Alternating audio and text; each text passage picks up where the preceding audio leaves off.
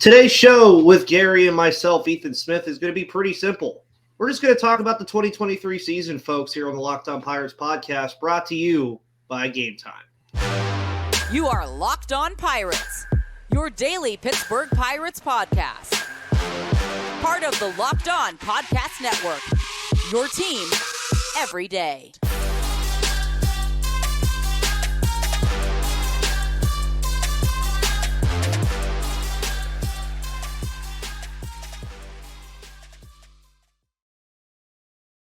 Alrighty, everybody, and welcome back to the Locked On Pirates podcast. Of course, hosted by myself, Ethan Smith, and always brought to you on Mondays. Most of the time is Gary Morgan. Guys, thank you so much for tuning into the show, as you always do here on the Locked On Podcast Network, where it's your team, your Pittsburgh Pirates, every day. And speaking of your Pittsburgh Pirates, folks, the season is officially done for them. Yesterday was the last game of the 2023 campaign, and they ended the year on a victory. And if you guys remember, I'm just going to go ahead and give him his flowers now because he threw it out there on Inside the Bucs Basement. Gary predicted 76 wins before this season even started. So pretty good on your part. I'm coughing so much now because of how good you are. I said 74 to 76. I did not go on the exact number. But overall, we were pretty much everybody was on the same page here. Sure. And you look at how this season went for this team, the ups and downs, all of that stuff. But if you had to sum it up in one word, Gary, what would you sum it up as? I would say it was a nice step. I would say adequate. Adequate? Yeah. I would say progress would probably be the word that I would define this Pirate season by, just because, again, look at all the things that happened this year. You look at the O'Neal Cruz injury, which was unfortunate, losing a year of his development. You look at JT Brubaker and Mike Burrows going down for the year, Vince Velasquez going down for the year, Roansy Contreras and Luis Ortiz having their issues that really just decimated the pitching staff altogether. And this team still found a way to have a positive record in the month of September and get to a point where 76 and 86 is nothing to slouch away from whatsoever. Now, it's not a great record at all. You never want to be under 500, but improving by 14 games despite everything that happened this year, to me, is a massive improvement from what we've seen over the last couple years. I mean, Ethan, I look at it like this. Like, if you want to be a surgeon, okay, you aren't going to just walk into a hospital and tell them you played operation a couple times when you were a kid. You got to do well in high school so that you can get into a good college, so that you can get good grades there. And then you got to put in the 6, 7, 8 years of work that it takes to get there. Then you got to go do a residency. And then maybe you get a chance to be a surgeon, right? So if the Pirates' goal is to win a World Series, it should be every year, of course. But when you're in a rebuild, you're not just going to jump into that. Mm-hmm. It's going to take some time. This was a necessary step in this whole thing. And the prediction stuff, it's not about the correctness of some arbitrary number that I chose based on some napkin math and guesses and whatnot that you come up with. I mean, nobody knows all the twists and turns. It's about the entire trajectory since 2020. Everything has been very predictable for a reason, because it was a very logical path. You could follow it out. This offseason, really the first time Nutting's name should kind of come up. And even then, I don't think we're going to be asking him to do anything out of the ordinary, really. No. And I don't really think so either. I don't think we have an expectation for him to be spending $100 million in free agency. But I do think there's the expectation of things that we can obviously say are pretty clear about this team going forward, is they have clear needs now. And I think that was one of the biggest things that they learned about themselves this year, is they did fill in a lot of spots. You can look at the outfield now and say you have guys that can play all three outfield spots for you almost every day. You have your third baseman. You have your left fielder. You probably have your catchers of the future in Andy Rodriguez and Henry Davis, depending on what they want to do with Henry Davis moving forward. Second base is going to be filled by somebody. I mean, it's going to be a lot of different candidates, but it's going to be filled by somebody.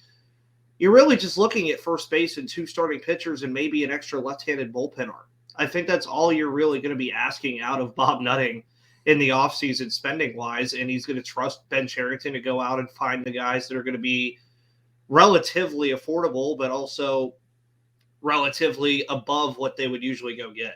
Right, and you toss Kutch into that mix as well, because we're all taking that as a given. So you have, probably 4 signings, I would say, or acquisitions. Sounds to me like at least Ben Cherington's comments led me to believe that trade is going to be a little bit more of his methodology for getting some of the stuff that he thinks they need. So, and we saw him do it a little bit last year. They went out and got G-Man Choi. I know it didn't work out, but that was their first swing at first base before they decided to sign Carlos Santana. I don't think it's out of the realm of possibility that we'll probably trade for one of the pieces we need, maybe 2 of the pieces we need. So I don't know. I feel pretty good about where they are and where they're headed. And this season overall, pretty positive, man. They only lost 1 series in the entire second half. Yeah. Yeah, and I mean, or got swept in 1 series. Sorry. Yeah, I was gonna say if they only lost 1 series in the whole second half, I think we'd be having a whole different conversation today, Carey, about them being in the playoffs. And speaking of too, I will love to throw this out there. I know I did get a little bit of slack, not from people that listen to the show, but I was wearing Pirate stuff when I was out and about in Savannah on Saturday, and somebody came up to me and was asking me, because they were a Cubs fan. They're like, "Did you guys win today? Because we need your help." And I said, "No, and I hope we don't win." He's like, "So you're rooting for your team to lose?" I'm like, "Yes, I'm rooting for my team to lose so your team doesn't get in the playoffs." And lo and behold, that is exactly what happened. And the NL Central, it was a much better division, I think, than people expected it to be. But we'll talk about that in a second, as today's show, again, is brought to you by the wonderful people over at Game Time. If you don't live in Pittsburgh and maybe live in LA or, Atlanta or wherever you live, if you want to go to a playoff game, use Game Time. They're going to get you some good tickets. And football is here, even though the Steelers right now, I don't know if I'd really want to pay money to watch Matt Canada coach a football team. But anyways, Game Time, you can still get affordable tickets for it, because you shouldn't have to worry when you're buying tickets to your next big event, because Game Time is the fast and easy way to buy tickets for all the sports, music, comedy, and theater events near you. With killer last-minute deals, all-in prices, views from your seat, and their best price guarantee, Game Time takes the guesswork out of buying tickets. I've used it before. I went to a wrestling event, WWE Monday Night Raw, using Game Time, and I got tickets for about $30 cheaper than what they were going for at other places. So take the guesswork out of buying tickets with Game Time, and download the Game Time app, create an account and use code LOCKEDONMLB for $20 off your first purchase. That's right. Terms apply. Again, create an account. Why can I not say the word account? And redeem code LOCKEDONMLB. That's LOCKEDONMLB for $20 off. And download Game Time today. Last-minute tickets, lowest price, guaranteed. Could not figure out why I can't say the word account all of a sudden. Just fun ad reads, I guess, with Game Time. Always enjoy speaking about Game Time on this show, and I always enjoy speaking about the Pirates on this show, obviously, as I try to do all the time, and you guys listen to it all the time. So thank you so much for tuning into this show every day. It's great. And obviously, I already sent out the off-season schedule. You're going to be getting those episodes in the order that I placed them.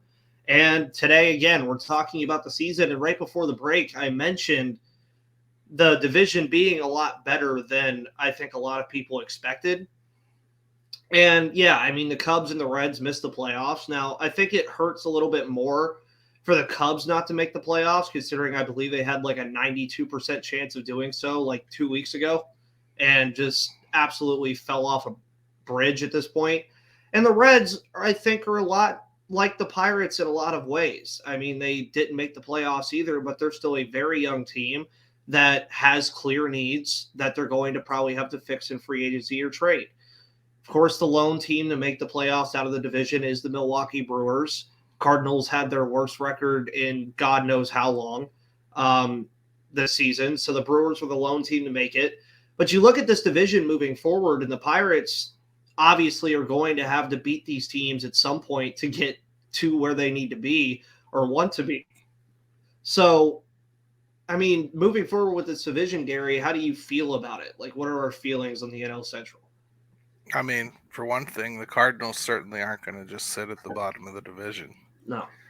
They'll do something. And their lineup is not bad.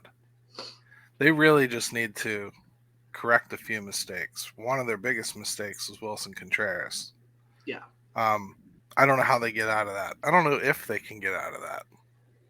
But they may actually have to just see him more as a designated hitter than a catcher. I don't know.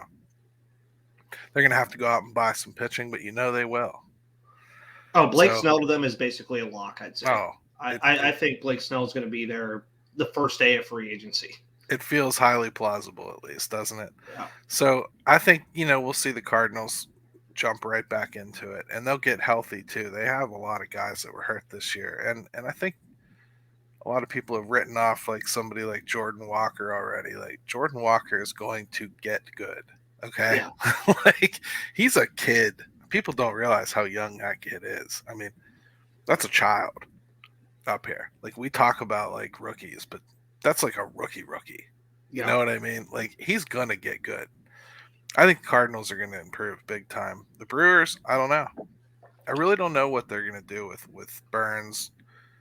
Part of me thinks the smart play would be for them to pick either him or Woodward and extend one of them and move on from the other.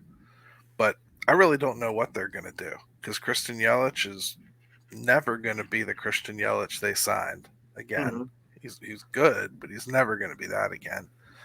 And they've got a lot of decisions coming up on some players that I just don't see them being able to keep it together. They might have one more year in them if they just want to go for it. The Reds, who knows what happens with their kids? Do they keep getting better? Do they get worse? They had a lot of pitching injuries, but they didn't have a lot of catastrophic pitching injuries. Like, you didn't see like Hunter Green going down with the Tommy John. You saw them going down with like muscle strains for a few weeks, and they were able to float around and make it work. Well, when those injuries start adding up, how do they handle that? Can they handle that? Do they go out and buy too much too quick and screw their own progression? The Reds are a tough team to figure out as far as what they'll actually do. All in all, I feel like the Pirates fit in pretty well, and it's going to be a very competitive division next year. I don't think anybody's going to jump out and be the darlings of the National League quite yet. Yeah. And you look at the playoffs, too, for Milwaukee. I think a lot of what happens to them is probably going to factor into how they do in the postseason. I mean, if they make it out of the wild card round and maybe go to the NLDS and do something there and maybe keep going and going, which we saw it last year with Philadelphia, folks. It is – I want to emphasize this. I believe the playoffs start tomorrow, correct? Mm-hmm. I want to emphasize this to everyone. Just because the Astros snuck into the playoffs as like on like the last day pretty much does not mean that they cannot repeat as World Series champions. You've seen it happen a million times. You saw it happen last year with the Philadelphia Phillies. All it takes is to get there. And as soon as you get there, you're 0-0 again. It's the same thing what they say about in hockey when you get to the NHL playoffs. As soon as you get there, everybody's 0-0. It does not matter. So I'm going to probably have predictions tomorrow on my show. And I don't know if a lot of people are going to be very happy about it, because it might be something that we've already seen in the past couple years. And for the Pirates, again, I mean, you look at the divisional record too. And I think a lot of people expected that divisional record at the end of the year to be a lot worse than it was, just because of the recency remembrance of those 9 straight losses to the Cubs and the Brewers. Even with that, they still managed to go 26-28 against the NL Central this year. Yeah. Which is no slouch over at all. That is a very good mark for divisional baseball. I mean, most teams either implode against division opponents or they're sitting around 500 against divisional opponents. And you think about those 9 straight losses, you turn 2 of those into wins, and they play plus baseball against the division.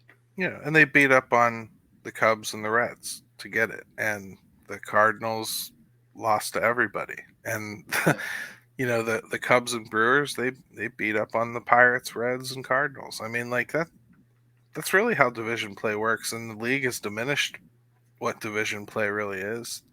So you get less opportunity really to directly compete with them. So it's important to win those games. There's much more importance put on each individual game now than there was in the past. So I don't know.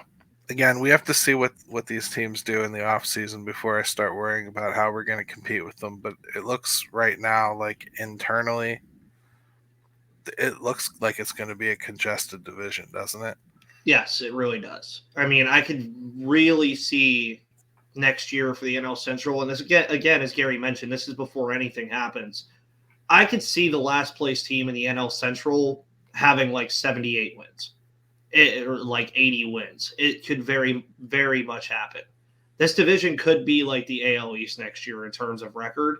Not saying that one of these teams is going to win 100 games, but I'm saying like as far as how the division overall looks, last place is going to be like, again, in that 76 to 80 win range, I think, next year. And it's going to be fun. I think ultimately that's what really this Pirates team is going to continue to be moving forward. I think they're just going to be a fun team. I really do. I think you keep moving forward and you look back at the 2023 campaign. Obviously, you had the Thank You Fans video. It featured a lot of stuff from Joshua Palacios, Brian Reynolds, Ke'Bryan Hayes, etc., David Bednar. It was a very good, very fun video to watch if you haven't watched it already. And if you did go to a game, it was to you guys. So that was who it was for. You look forward to this, though, I think, Gary, because you can look at this team from the microcosm that Ke'Bryan Hayes is extended for a long time. Brian Reynolds is going to be here for a long time. Mitch Keller, who's probably going to get extended in the offseason, which I would love to see. But I would love to see it. I don't know if it happens, but I probably would hope that it does. And then you look at the other pieces that you have on this team, and it's going to be interesting because the last couple of years you've had so many new faces. But really going into next year, the new faces aren't going to be changing all that much.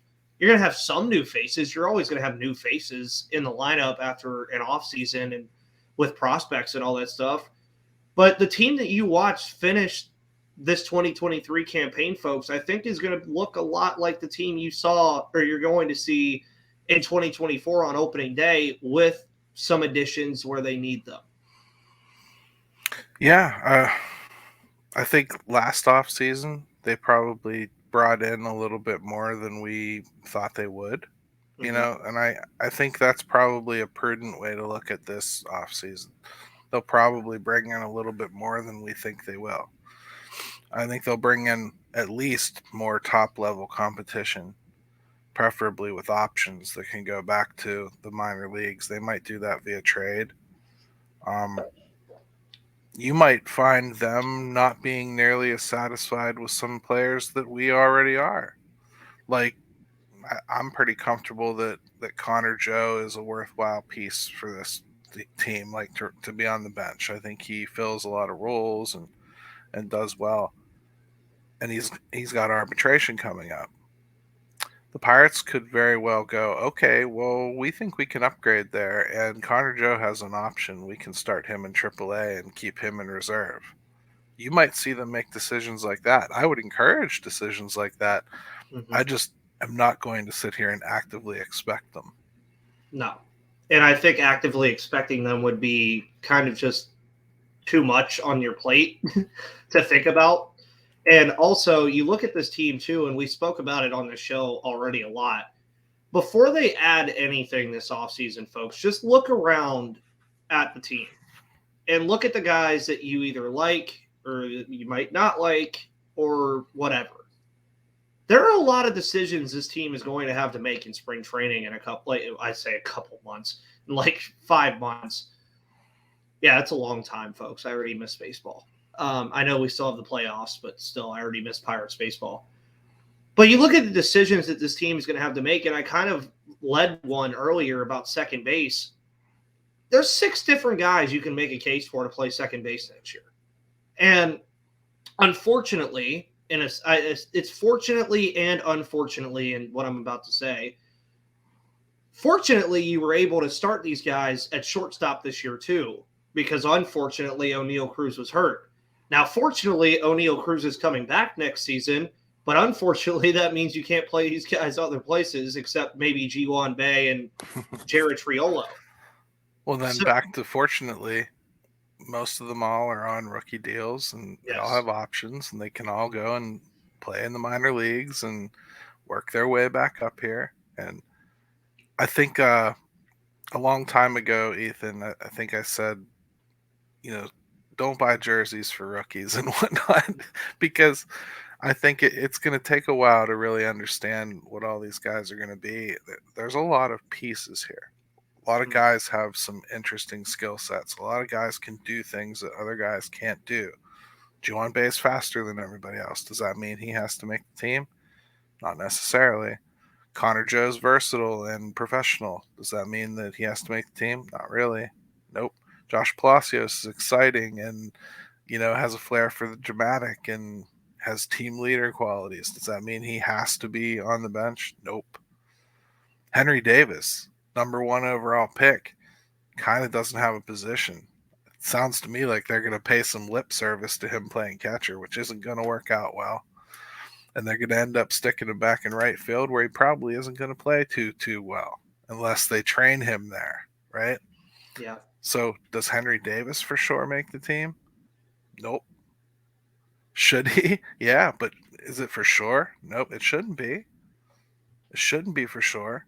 He's got options. If you've got options, you shouldn't be for sure. Like there's a lot of things like that. Rowanzi Contreras has no options. So not only has he not figured anything out in the second half of this season to fix his game, now he's putting a decision to you. Now he's coming with a decision. You have to go, oh man, is Rowanzi Contreras worth keeping on our 40-man? And more so, do we think he's going to make the 26-man? Because if not, he's going to have to go through waivers. So when we talk about like weird trades and don't be surprised if he's not one of them. Yeah. Bailey Falter, another guy, performed pretty well. Left-handed pitcher, probably not a starter on a team that you think is going to go to the playoffs, but not a guy you necessarily want to toss. Well, he has no options either. So he either makes the team or he goes through waivers. Those are your choices. There's a lot of that stuff going on this roster right now. That's the stuff we're going to get digging into here real quick, and I can't wait. That's super exciting for me. Yeah, and I think this offseason overall is just exciting because I think it's the first offseason in a while where the Pirates are coming off of a season where you can actually look back on it and have a lot of positivity coming out of it. The last 2 years of covering the show, I mean, the offseason talk for me was, okay, cool. Like, this happened. This guy had played good. Brian Reynolds, Key Brian Hayes. That was pretty much all I was talking about on a weekly basis. But now you could look across the roster, which is what I'll be doing on this show for the next couple of weeks, and you could find a lot of positivity. But as you also mentioned, you are going to find a lot of decisions that are going to have to be made by the front office that could be major decisions. They could be minor decisions. But at the end of the day, they're all going to be decisions that are going to factor into this team next season. And everything that happened this year, folks, and Gary said it on this show, you were going to like this team a lot more at the end of the year than you did at the beginning, which sounds really weird because they were 20-8 to begin the year and 76-86 to end the year. But I would still probably pit the ending Pittsburgh Pirates, like the end of the season Pittsburgh Pirates, against that product that we had at first, because it obviously wasn't sustainable. We watched it happen in front of our eyes at that 20-8 mark and then losing all those games. But I do think going into next year, whatever happens this offseason, I would say this, just wait for the process to happen, I guess. Like, I know you have Philly fans say, trust the process in Philadelphia, and it's never really done anything for the 76ers, but it's really a term that you can use anywhere, especially with this Pirates team. Ben Cherington is going to have a process that he wants to go through this offseason, and we're just going to have to trust it. I mean, it might not make a lot of sense at times. It might make a lot of sense at times. And I think that's the funnest part of the MLB offseason, especially for the Pirates this year, because we know what they need. We just don't know how they're going to do it. And I think that's the part that gets me a little giddy is how are they going to do this, and what ways are they going to do it? Are they going to do it via trade and trade one of these guys away that I might be stamping on the roster? It's like, oh, nope, never mind. He's getting traded for a starter. Are they going to go out and spend a little extra money in free agency to go get a pretty good starting pitcher or a first baseman? Who knows? These are all things we have to wait to see on, but 2023 is done, and now you can actually look at this and say 3 moves could make this team better if they're all the right moves. It's easy to boil it down to that point. It is. Whether that's the angle they'll go, I don't know. I mean, they might trade Termar Johnson and Nick Gonzalez for a starting pitcher. They might do some scary things that people aren't necessarily thinking about.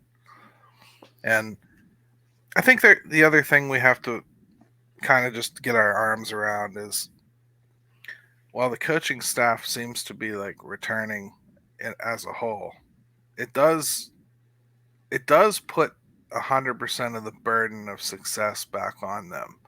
There's no new philosophies coming in. There's no new coaching methodology that's going to take place over the off season. They're not going to change the way that they approach, their hitting philosophy and whatnot. I know they moved on from some hitting coaches in the minors, and we can talk about that too if you want, Ethan. But all in all, what you see is what you get next year. They're either right or they're wrong. They've chosen to stick with what they were doing in the hopes that it's going to pay off. They're either going to be right or wrong. We're going to find out next year, aren't we? Yeah. You can't have 3 months cold in the middle of the season offensively and just be okay with it. So, well, I mean, there's a certain other team in Pittsburgh that's okay with it, but I don't want the Pirates to be okay with it. Well, you shouldn't be okay with it. Let's just say that. Yeah. And yes, you spoke about Nunnally, and I forget who the other one was, but Nunnally was the one I was like, oh, cool. We're just we're just getting rid of the guy who basically helped Ke'Bryan Hayes fix his swing. Now, I don't know if this means promotion. It didn't say they fired him. They just let go, I think is what it said. They're letting him go. He's not going to be in the organization anymore. And there's been a little bit of clarification on that whole Ke'Bryan Hayes thing, too. Alex Stumpf over at DK Pittsburgh Sports has since talked to Ke'Bryan Hayes and some other people and found out that was overblown quite a bit. Sounds like it was more they exchanged some text messages here and there, as opposed to what I think we all pictured was him just like jumping in his car and flying across the state to get over to Altoona to have Mr. Nunnally just sit down and fix his swing. That's not what happened, apparently. I don't say this to say it's a good idea. I've been a big fan of John Nunnally, and I like his work, and a lot of the guys that I've spoken to that have come up through the system have spoken highly of John Nunnally.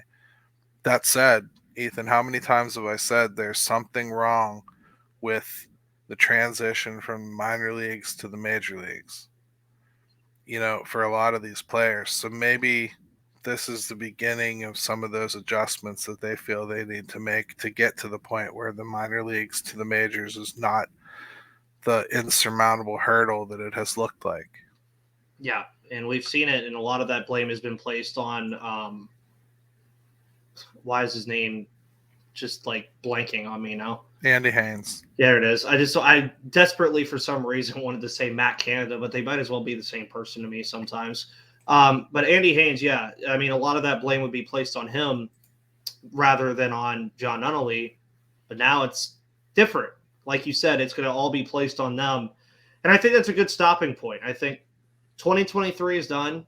We're going to be talking about it some more on this show over the next couple weeks. And realistically, guys, it's been a fun ride. Again, this is my third full season covering this team. And I say this with a lot of pride. I think this is going to be the funnest offseason to cover of the shows that I've done in the offseason. I think this is going to be the funnest offseason for Pirates fans in a very long time. And we're going to be covering all of it here on the Locked On Pirates podcast. Of course, you can follow me on Twitter at MVP_Ethan. You can follow Gary at GaryMo2007. Check out 5 Thoughts at 5. I'm sure Gary's going to have a lot about what we probably just talked about and some more on 5 Thoughts at 5. Of course, the Pirates Fan Forum on Thursdays on video, audio on Saturdays. Make sure you check that out over there with Gary as well.